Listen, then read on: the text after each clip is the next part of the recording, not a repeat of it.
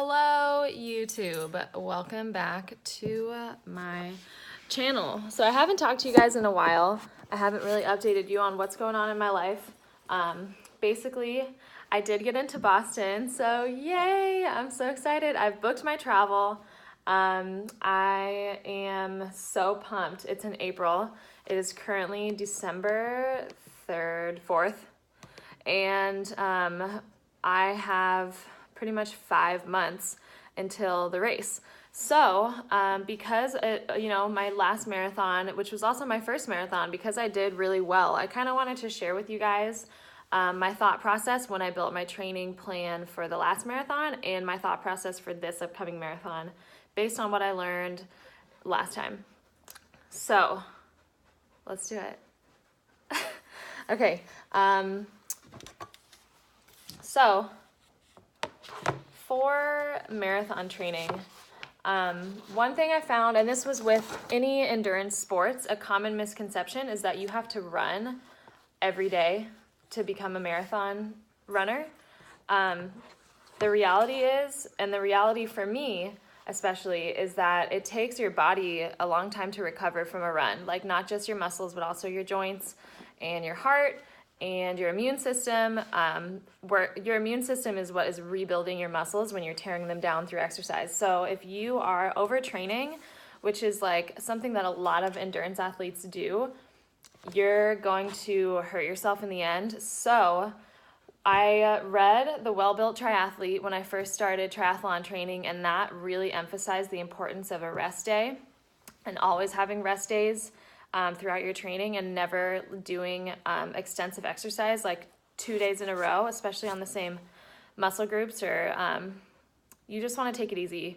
Like you don't want to be running 5 miles today, 5 miles tomorrow, 5 miles the next day, and really pushing your pace every single time and like exhausting yourself. Like you need to build your body up to that point where you can do that kind of thing, but you don't want to overextend yourself. So when I made my marathon training schedule last time, I pretty much looked, I think I started 20 weeks out, 4 months, and is my math right on that? Whatever, 16 weeks out, 16. Okay, anyway, I started pretty early. So, but I was in pretty good shape before because I was kind of piggybacking off of my triathlon training. So I already had pretty good cardiovascular endurance, or whatever you want to call that. And all I needed to work on was my like distance. So I kind of did one short run a week at pace, and then one distance run a week at pace. And every week those would increase and kind of taper back the next week, and then increase again, and then taper back, and then increase again, to the point where my biggest run was maybe like 15 miles or 18 miles or something. But that was my longest run. And then I tapered back 3 weeks before the marathon, and then I ran the 26. So big takeaways from that first marathon training is that I didn't train enough, number one, because I skipped those short runs towards the end of training because life got crazy with CycleBar. And I just can't let that happen this time. So this next training, I'm going to be doing 3 runs a week, 1 distance run.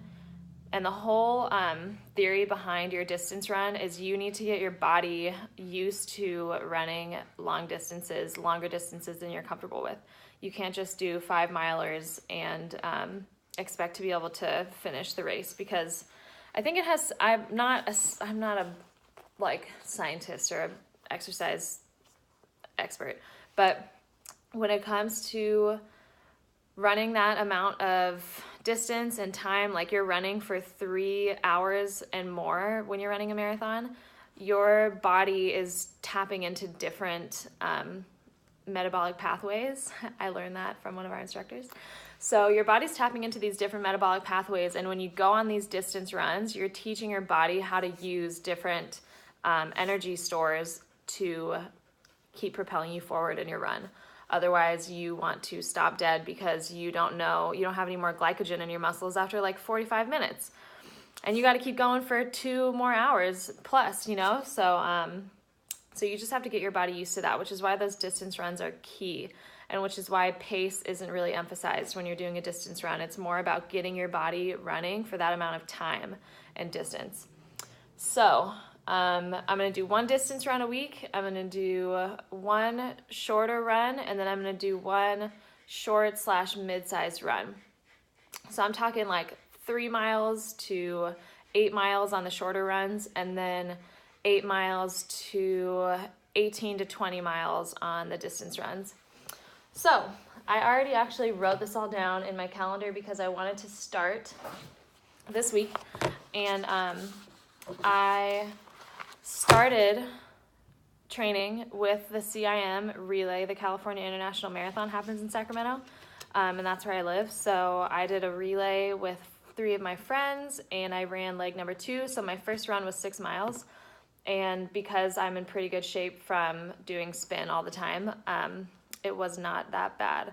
So I feel really good starting out with like 3 to 5 miles. If you have never ever run before, I highly recommend starting out with a shorter distance and starting out like way earlier in the marathon training, because it takes a long time to like kind of get that muscle memory going when it comes to running, especially if you want to do it at pace. So first things first, you need a planner. I use this for work, I use it for exercise, I use it for everything. I put everything in here.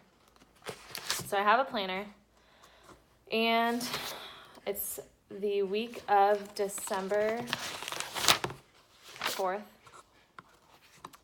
Boom.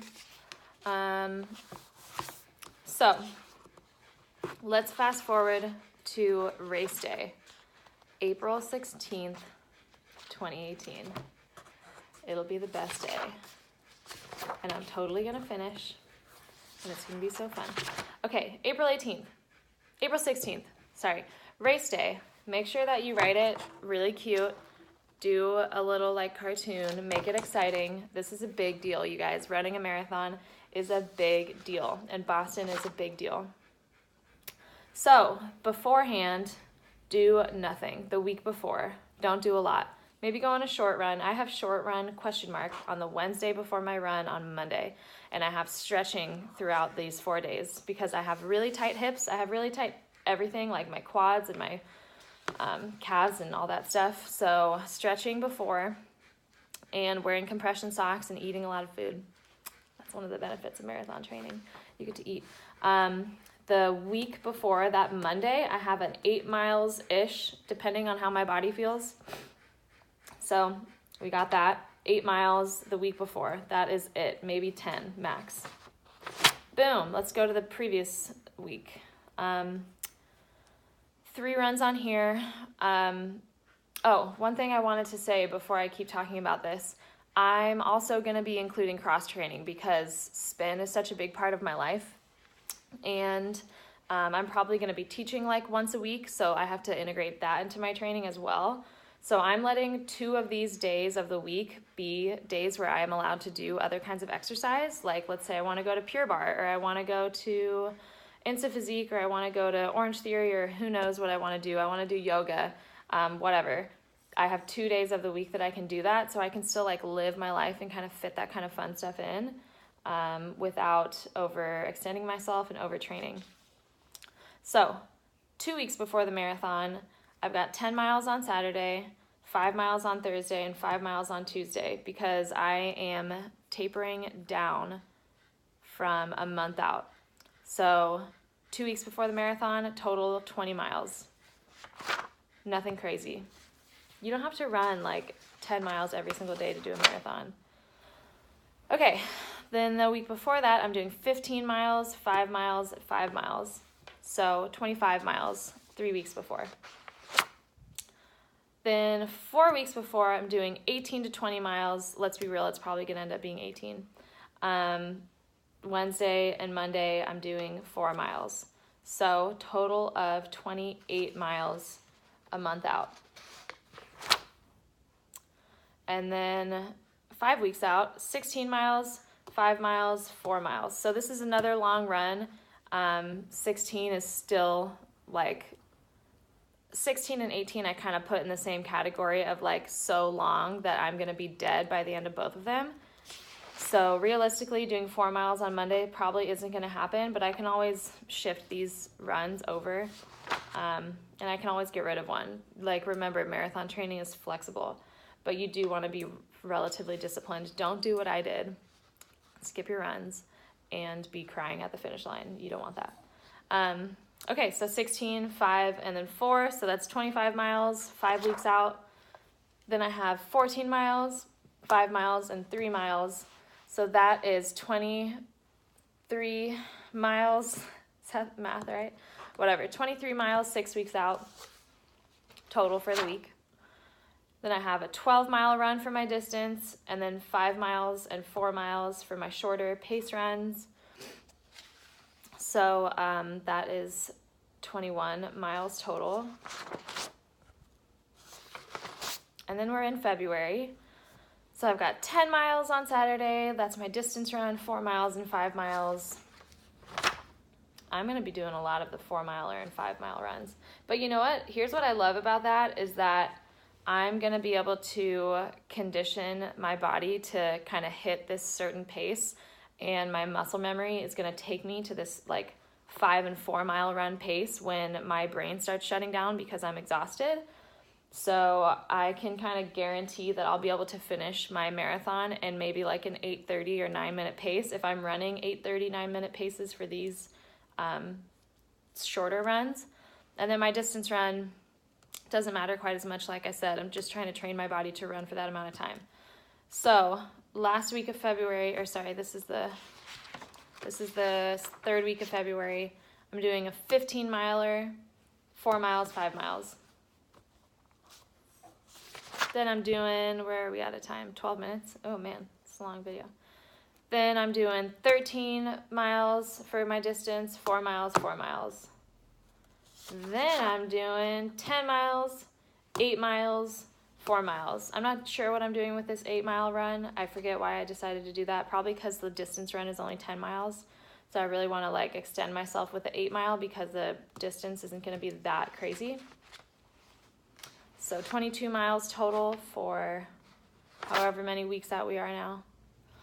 10 miles, 4 miles, 4 miles. Again, shorter distance, only 18 miles total that week. 13 miles, 3 miles, 4 miles. Nothing crazy. Don't go crazy, guys. Oh, also, this week is going to be, that 8-miler is my birthday week. So maybe that's why I did that. Because I'll be hungover. So that's nice of me to do to myself. Okay, so then we've got 10 miles, 4 miles, 4 miles, 10 miles, 4 miles, 4 miles. As you can see, I get less inspired as I go back in time. It's really like those 2 months before your race are like so key because there's only so much that you can do to get ready to run 26.2 miles, and messing up in the last 2 months is the worst possible thing that you can do to set yourself up to succeed. So I highly recommend those last 2 months, like, stay as disciplined as possible, because I lost that discipline because I was so crazy early on and I was so into it. It kind of like my enthusiasm for the race kind of like went away a little bit. So stay disciplined. Long story short. All right. Last week of December, so this is Christmas week. I'll be running with my sister because she'll be home. Yay. Distance run is 8 miles, and then we have 4 miles and 4 miles. Then distance run is 7 miles, 3 miles, 4 miles. Then we go back, 8 miles, 4 miles, 7 miles. Fun. Boom, we're at this week. I have 8 miles, 3 miles, and 4 miles. Now, since I ran 6 miles yesterday, I am not going to worry about this 4-miler because I already ran 6. So I'm going to be doing 3 miles on Wednesday and then 8 miles some other day of this week. And then I have a deep tissue massage on Saturday. I'm so excited for that. And that is something that I'm going to try to integrate more. Now that I've experienced that marathon, like I said at the beginning of this video, I'm going to try to integrate way more stretching, way more joint rehab, way more active recovery, because I think I never stretch. Like, it's just not in my habit of like my day. I don't stretch before and after workouts. Like, I'll do a warm up and I'll do a cool down, but I don't do like a sufficient stretch. And I have really tight hip flexors from all of the spinning that I do. And like I said, tight everything. So I just need to make that more of a habit, because when I was doing my distance runs in my first marathon training, my hips were just like really messing up. Something wasn't firing properly, or one of my muscles just like was overcompensating for another muscle. So by the time I got past 8 miles on my distance runs, my butt just felt like it was going to fall off. Like, it was so cramped up because something was compensating for another muscle that wasn't working properly. And that's because I'm too tight in certain areas. So it's pulling like this muscle into it as opposed to this other muscle that's like bigger and more capable. I don't know. The body's so complicated. Basically, you need to stretch and you need to be limber and you need to be disciplined for your marathon training. So if you are running a marathon, I hope that this helped you. I hope that this takes some of the stress off of planning for your run. Just remember, this is this is for me. This is my marathon training based on what I've done before. Your body's going to be unique to you. Maybe you recover faster and you can run way more. That's awesome. I wish that my body recovered faster. I feel like after I work out, I'm sore for like 5 days. So if you make this unique to you, if you want to do more running, by all means, do more running. I highly recommend, if you have any joint pain, go and see a physical therapist. They know what they're talking about, and they will give you exercises to help you stretch and get rid of that joint pain, hopefully. If you have never, ever run a mile in your whole life, I highly recommend starting with a shorter race. Do not jump right into a marathon, because it is exhausting. And I haven't run since my marathon in February until yesterday, because I was just so burnt out on it. So that's it for marathon training. I hope you guys liked this video. I hope it was informative, and I hope that you can finish your run, whatever it is. Cool. I'll see you guys later.